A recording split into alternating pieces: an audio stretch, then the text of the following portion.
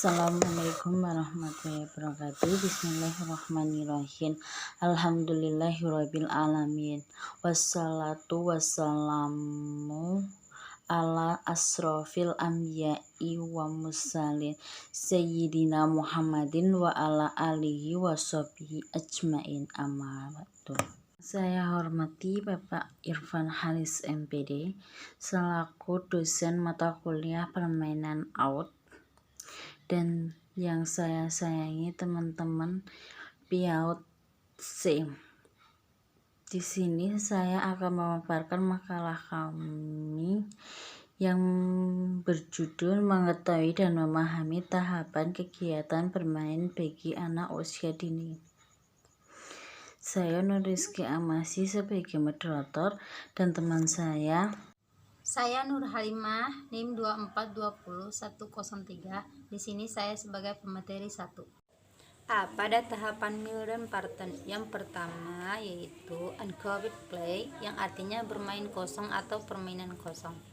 Pada tahapan ini anak terlihat tidak bermain seperti yang umumnya dipahami sebagai kegiatan bermain. Anak hanya mengamati kejadian di sekitarnya yang menarik perhatiannya. Apabila tidak ada hal yang menarik, maka anak akan menyibukkan dirinya sendiri. Ia mungkin hanya berdiri di suatu sudut, melihat ke sekeliling ruangan, atau melakukan beberapa gerakan tanpa tujuan tertentu. Jenis bermain semacam ini hanya dilakukan oleh baik. Jenis permainan ini belum menunjukkan minat anak pada aktivitas atau objek lainnya. Yang kedua yaitu solitaire, yang artinya bermain sendiri.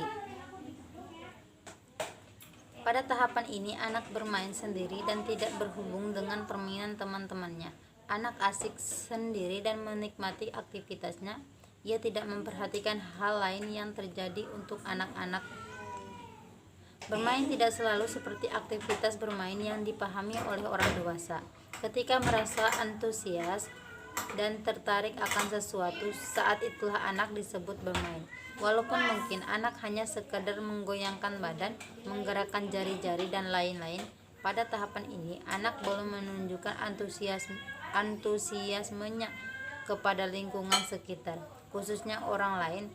Tahapan bermain ini biasanya dilakukan oleh anak usia bayi seumur 2 tahun pada masa selanjutnya. Yang ketiga, onlooker play, yang artinya menonton bermain. Pada tahapan ini anak melihat atau memperhatikan anak lain yang sedang bermain. Anak-anak mulai memperhatikan lingkungannya. Disinilah anak mulai mengembangkan kemampuannya untuk bermain, bahwa dirinya adalah bagian dari lingkungan. Walaupun anak sudah memulai tertarik dengan aktivitas lain yang diamatinya, anak belum memutuskan untuk bergabung dalam tahapan ini. Anak biasanya cenderung mempertimbang apakah ia akan bergabung atau tidak. Yang keempat, parallel play, yang artinya berjajar atau berderet. Pada tahapan ini anak bermain terpisah dengan teman-temannya, namun menggunakan jenis mainan yang sama ataupun melakukan perilaku yang sama dengan temannya. Anak bahkan sudah berada dalam suatu kelompok walaupun memang tidak ada interaksi di antara mereka. Biasanya mereka mulai tertarik satu sama lain, namun belum merasa nyaman untuk bermain bersama, sehingga belum ada satu tujuan yang ingin dicapai bersama. Tahapan bermain ini biasanya dilakukan oleh anak-anak di masa awal sekolah. Yang kelima, associative play.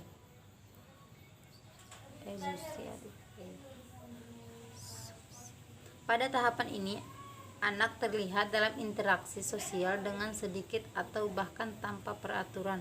Anak sudah mulai melakukan interaksi yang intens dan bekerja sama. Sudah ada kesamaan tujuan yang ingin dicapai bersama, namun biasanya belum ada peraturan. Misalnya anak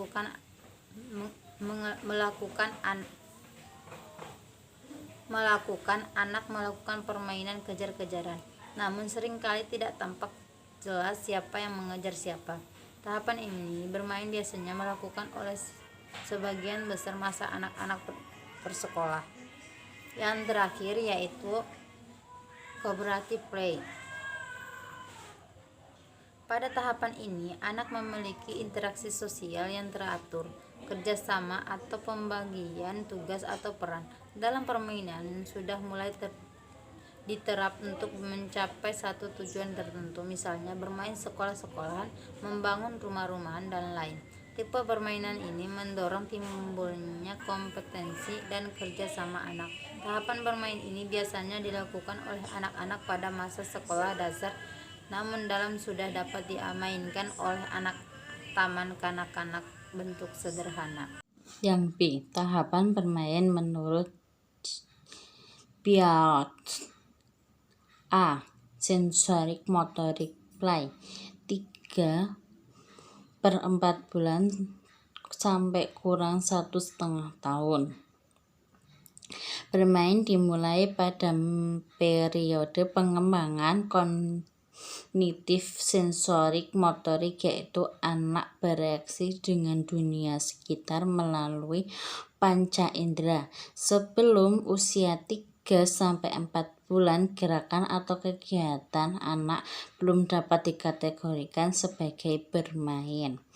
Kegiatan bayi hanya berupa mengulang dari hal yang dilakukan sebelumnya, dan Piaget memaknakan responduktif assimilations pada anak usia 7-11 bulan. Kegiatan yang dilakukan anak bukan semata-mata berupa pengulangan, namun sudah disertai dengan variasi. Pada usia 18 bulan, tanpa ada percobaan aktif pada kegiatan bermain anak. Contohnya, anak yang bermain dengan meja secara tidak sengaja memukul meja dan ternyata menimbulkan suara berbeda, sehingga dari pengalaman ini anak mendapatkan pengetahuan baru. Yang B. Symbolic atau make believe play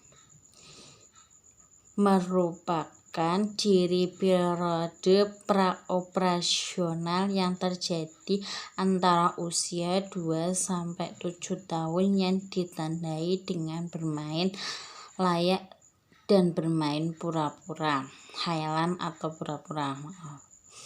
Contoh permainannya, anak bermain kuda-kudangan dengan sapu, anak menganggap penggaris menjadi pesawat-pesawatan, anak menganggap daun dan kertas itu adalah uang, anak bermain dokter-dokteran. Gimana dalam permainan ini dibutuhkan 3-5 anak yang terjadi di dokter, perawat, dan pasien. C. Socialic play games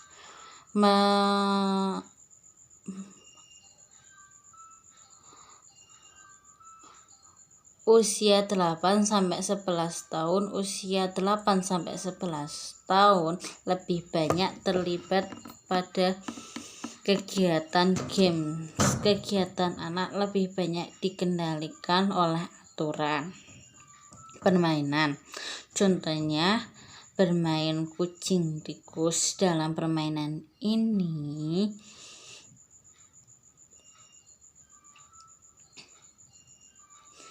tikus boleh berlari keluar masuk lingkaran pagar, namun dibolehkan melewati batas aman. Jika ada tikus keluar dari garis, maka ia harus menggantikan kucing. Sementara itu, pagar hanya berdiri dan tidak boleh melakukan gerakan-gerakan. Katakan keras pagar bahwa mereka adalah pagar yang sangat kuat, jadi harus berusaha bertahan di tempat semula. Jika tertabrak kucing atau tikus yang tertangkap harus berganti peran menjadi kucing. Lakukan secara bergilir agar sebisa mungkin semua anak dapat giliran. D.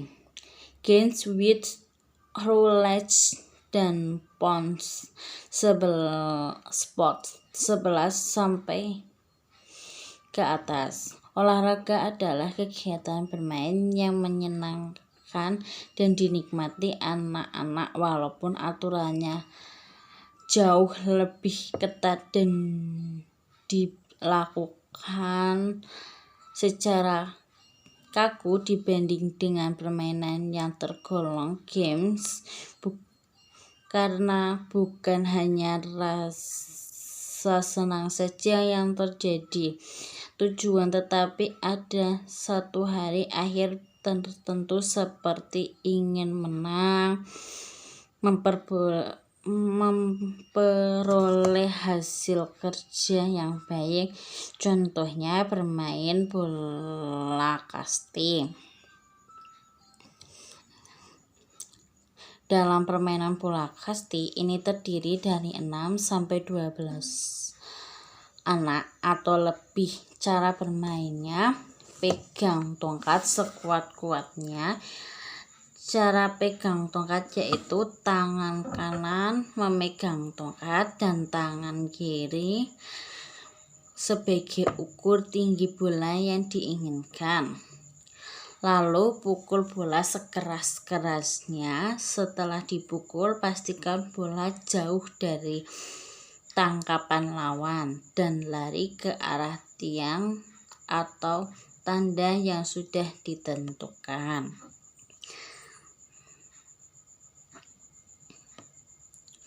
C. Tahapan menurut Van de Beek 11. Permainan fungsional tampak pada anak usia 1-2 tahun berupa gerakan yang bersifat sederhana dan berulang-ulang. 2. Bangun-membangun tampak pada anak usia 3-6 tahun. Anak membentuk sesuatu, menciptakan penggunaan tertentu dengan alat permainan yang tersedia. 3. Bermain pura-pura banyak dilakukan anak usia 3-7 tahun.